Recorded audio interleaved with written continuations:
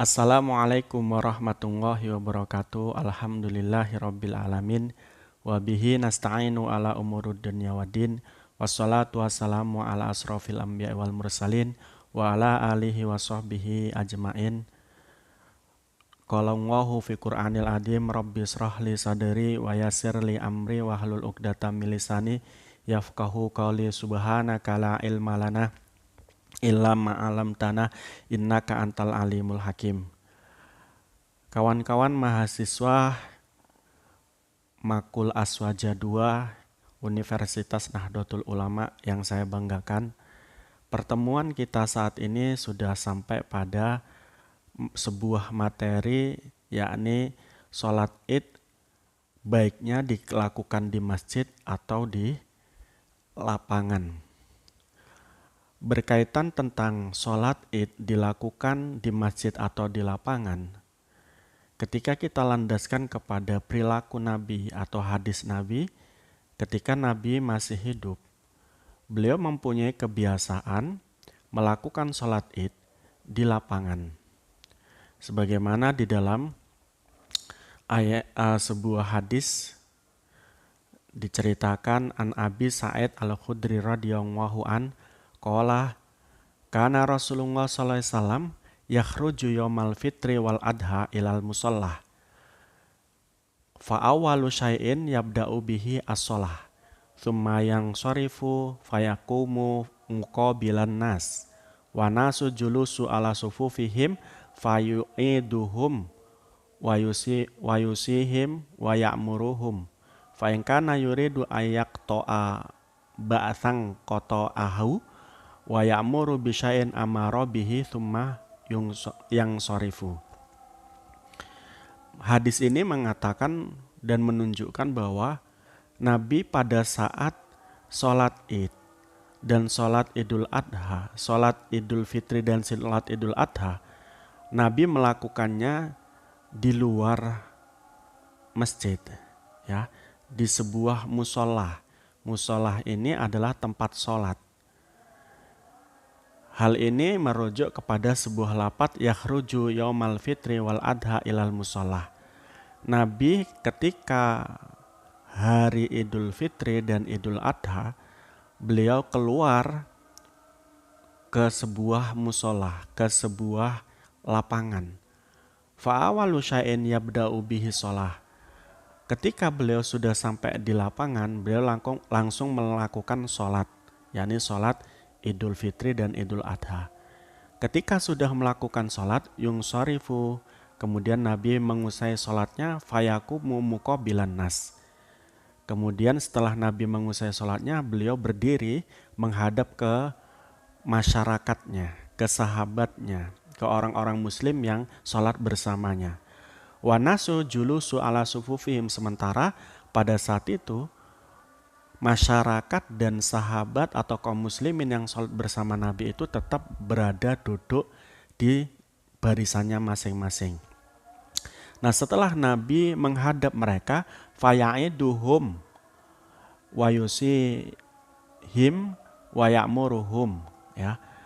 Pada saat beliau sudah menghadap kepada manusia, kepada masyarakatnya, beliau memberi mau'idoh, memberi wasiat dan memerintahkan kepada mereka untuk melakukan kebaikan-kebaikan. Au ya'muru bi syai'in amara bihi, atau memerintahkan sesuatu tentang apa yang telah diperintahkannya. Nah, setelah Nabi melakukan mau'idoh, melakukan wasiat dan memerintahkan sesuatu, kemudian Nabi summa yungsarifu, kemudian Nabi mengusai khutbah tersebut atau mau'idoh tersebut.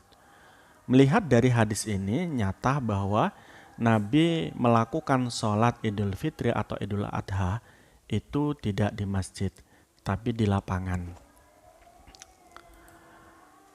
Nah, fakta-fakta sholat Idul Fitri. Sholat Idul Fitri di dalam hukum Islam berhukum sunnah mu'akkad, ya, satu kesunatan yang mana ketika pada saat Idul Fitri dan Idul Adha, Nabi tidak pernah meninggalkan sholat Idul Fitri, Idul Adha. Ya, Jadi sunnah muakkad itu artinya adalah sunnah yang sangat kuat, yang mana Nabi tidak pernah meninggalkan atau tidak sering meninggalkan. Ini pertama, fakta daripada sholat Idul Fitri. Kemudian sholat Idul Adha juga sama. Dan selanjutnya, sholat Idul Fitri di tanah lapang atau di musola yang disebutkan dalam hadis itu adalah berhukum sunnah. Di mana pada saat itu Nabi memiliki masjid yang kapasitasnya sangat sedikit, sangat terbatas. Sehingga pada saat itu ketika Nabi melakukan sholat Idul Fitri dan Idul Adha, beliau melakukan di musol atau di lapangan, ya, atau di musola tadi istilahnya yang di atas. Tapi pada saatnya ini kemudian menjadi satu asumsi bagi kaum muslimin, yang mana asumsi ini berbeda-beda penangkapan dari makna dan kesunatan sholat di luar atau di masjid, di luar masjid atau di dalam masjid. Nah, dalam kaitan ini Imam Syafi'i dalam kaitan ini mengatakan annahu idza kana masjidal baladi wasi'an shallu fihi wala yakhrujunnah. Andai kata di satu daerah, di suatu tempat, di satu wilayah masjidnya itu lebar, ya, maka hendaknya seseorang yang mau melakukan sholat id di daerah tersebut itu sholatlah di masjid, walayah rujana, dan jangan sholat di luar masjid. Faidah sholat dalika fal masjidu afdol. Beliau juga mengatakan, Imam Syafi'i mengatakan bahwa sholat Idul Fitri dan Idul Adha di masjid dengan masjid kapasitasnya sangat luas, sangat banyak isinya, maka lebih afdol melakukan sholat Idul Adha di masjid dibanding di mana, di lapangan. Ini fakta-fakta yang ada di dalam sholat Idul Fitri atau sholat Idul Adha. Yang pertama, bahwa sholat Idul Fitri dan Idul Adha itu sunnah muakkad karena Nabi tidak pernah meninggalkannya. Yang kedua, sholat Idul Fitri di zaman Nabi dilakukan di lapangan, ini adalah hukumnya tetap sunnah.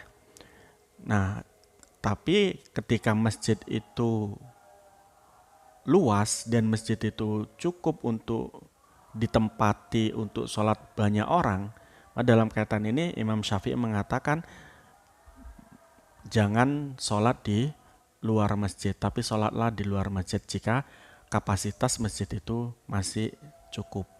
Tapi dan bahkan beliau mengatakan sholat pada masjid yang kapasitasnya besar,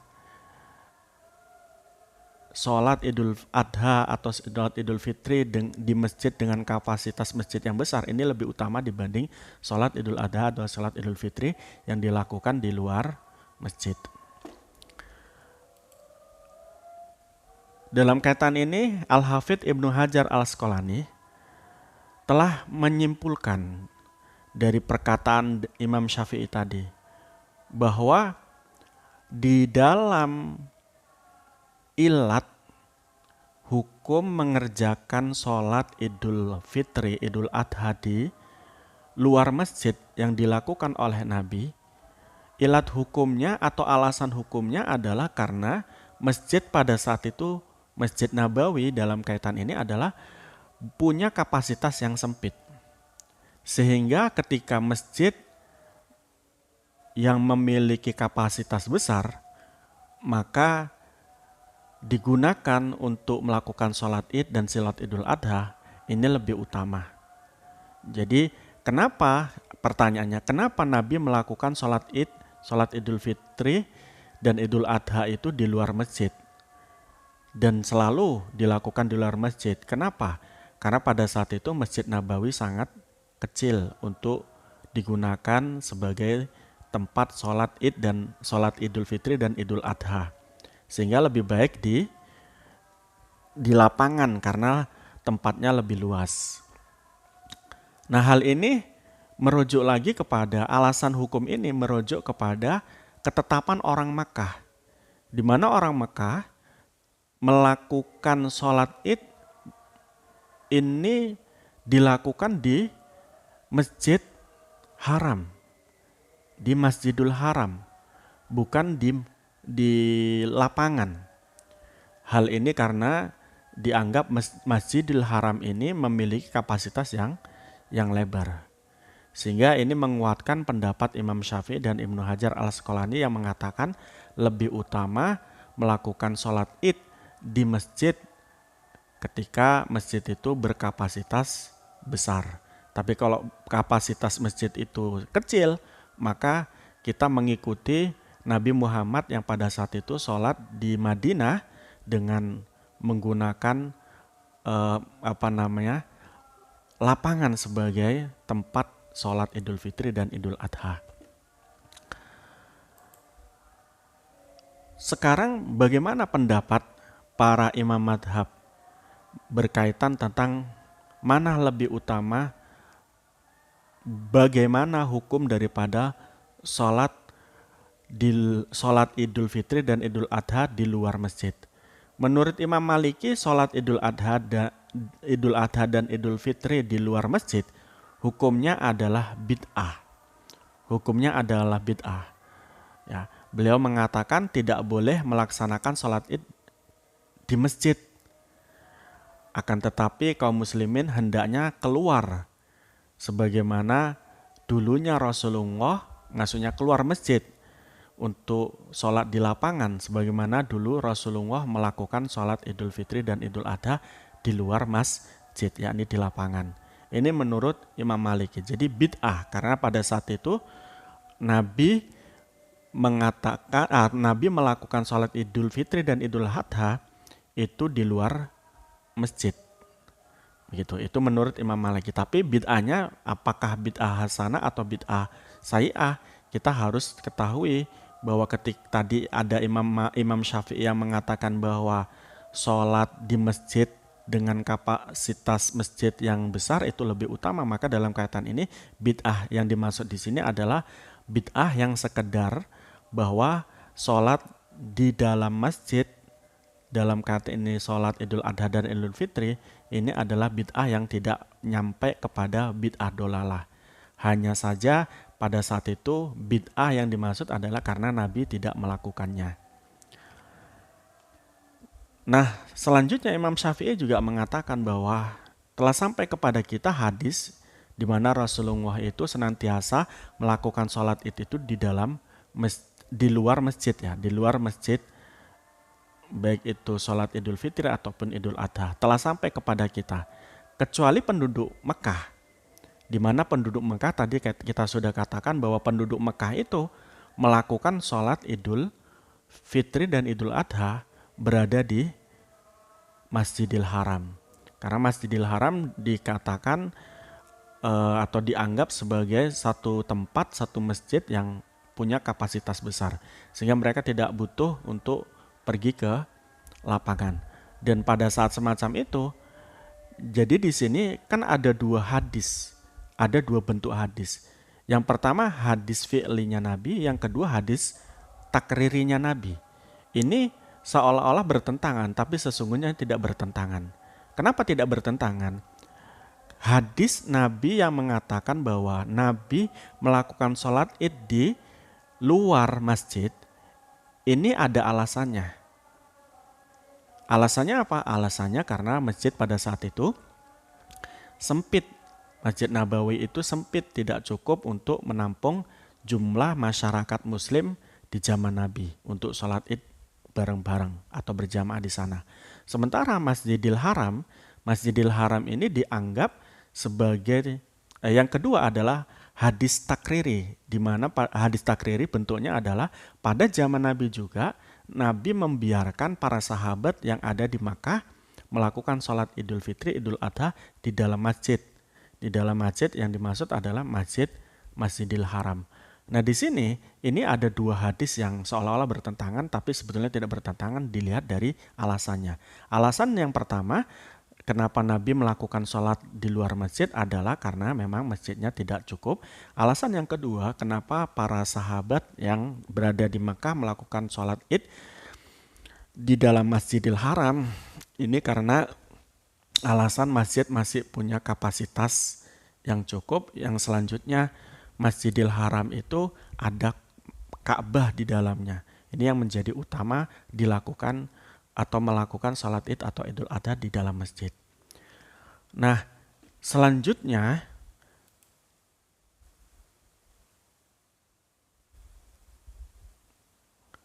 alasan mengapa orang-orang Makkah melakukan sholat id di masjid.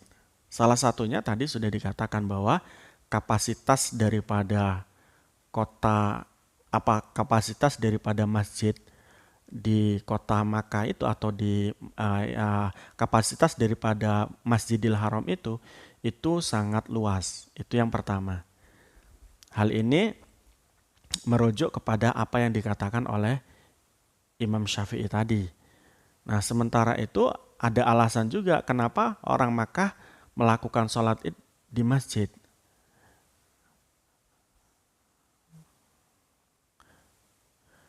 Menurut Imam Asy-Syaukani, kota Mekah itu tidak memiliki banyak lapangan.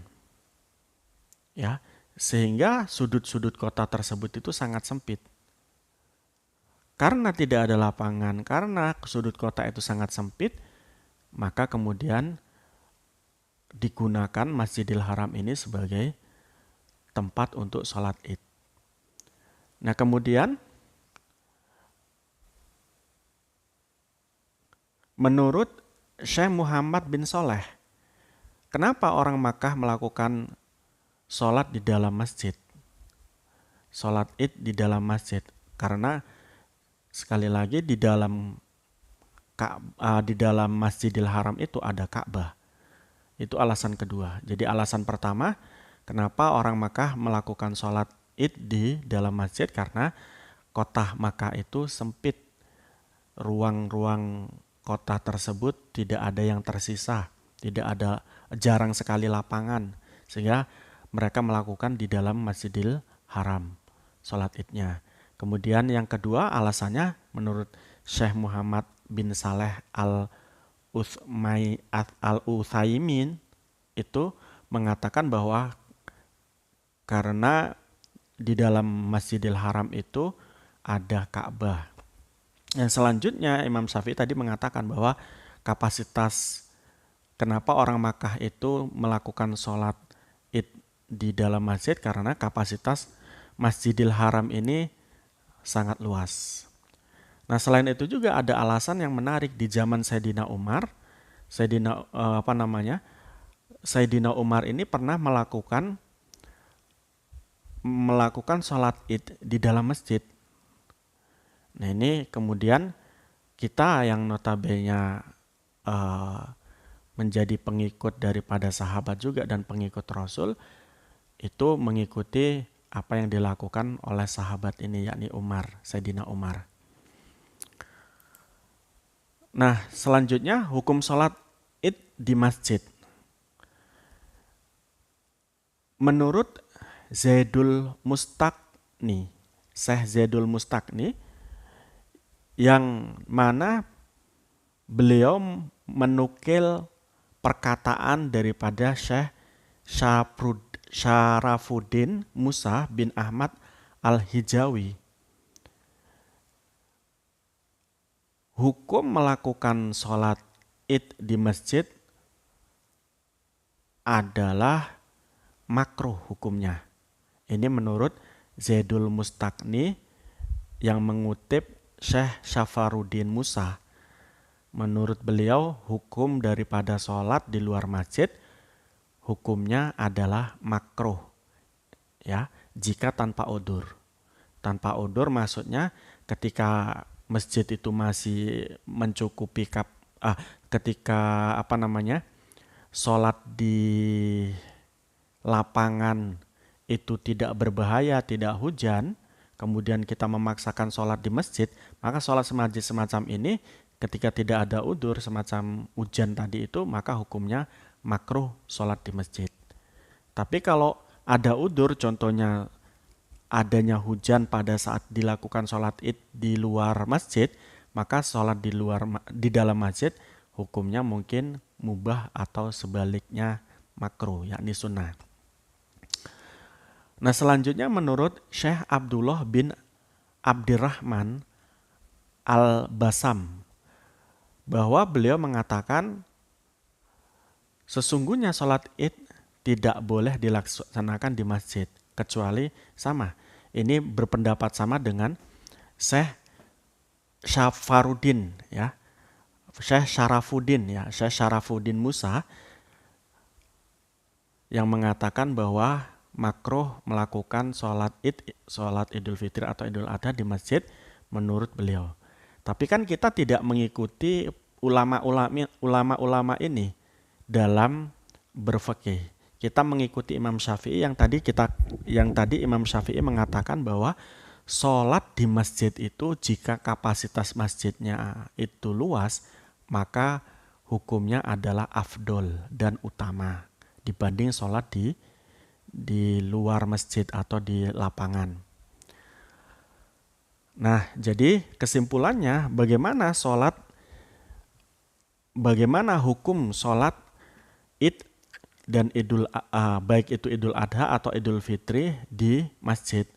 Dalam kaitan ini kita bisa simpulkan hukumnya adalah satu, ketika masjid itu masih muat kapasitas untuk menampung masyarakat yang sholat di sana, maka lebih utama sholat di masjid menurut Imam Syafi'i. Tetapi kalau masjidnya itu kecil sebagaimana yang dilakukan oleh Nabi di Masjid Nabawi, maka dalam kaitan ini utama sholat di luar masjid, yakni di tanah lapang jika kapasitasnya sangat kecil. Nah, di sana sebetulnya dalam hukum itu perlu kita ketahui kenapa ada perbedaan hukum ini. Nah, adanya perbedaan hukum itu tentunya metodologi penggalian hukumnya berbeda, satu. Yang kedua, cara pandangnya juga berbeda. Imam Syafi'i, sebagaimana tadi beliau berpendapat bahwa hukumnya utama melakukan sholat id dan sholat Idul Fitri dan Idul Adha di dalam masjid karena ada ilat. Jika masjidnya itu cukup kapasitasnya dan tidak berbahaya di masjid, maka hukumnya utama. Maka dalam kaitan ini kita harus melihat ilat hukum. Itu yang dilakukan oleh Imam Syafi'i. Sementara tadi beberapa syekh dalam kaitan ini adalah Syekh Syarafuddin Musa dan kemudian Syekh Abdullah bin Abdirrahman. Ini karena mereka melihat teks hadisnya saja, tidak melihat substansi hadisnya saja, sehingga memunculkan dua pendapat hukum. Yang pertama mengatakan makruh, yang kedua mengatakan afdol. Begitu ya, mengatakan afdol. Nah, kita sebagai pengikut Syafi'iyah tentu akan mengikuti Imam Syafi'i yang dalam kaitan ini sholat di masjid ketika kapasitasnya itu mencukupi masjidnya, maka hukumnya adalah afdol. Tetapi ketika tidak mencukupi kapasitasnya untuk orang-orang muslim yang ingin sholat id, baik itu sholat Idul Adha ataupun Idul Fitri, dalam kaitan ini lebih utama di lapangan. Begitu. Kemudian menurut mereka yang hanya memahami teks atau dohirnya teks saja, mengatakan itu adalah makruh. Nah, yang lebih penting lagi di sini, apa tujuan daripada sholat id itu? Selain sholat id itu bertujuan untuk mendekatkan diri kepada Allah, ada tujuan lain. Tujuan lain itu adalah agar di sini orang muslim nampak syiarnya, nampak banyaknya, nampak bersatunya, dan lain sebagainya. Sehingga sholat id itu ya ketika dilakukan di lapangan, ketika dilakukan di tempat terbuka seperti lapangan sepak bola ataupun alun-alun, ini memunculkan kesan bahwa orang muslim itu banyak, orang muslim itu bersatu. Itu begitu. Nah, itu mungkin kawan-kawan yang bisa saya sampaikan, kurang lebihnya mohon maaf.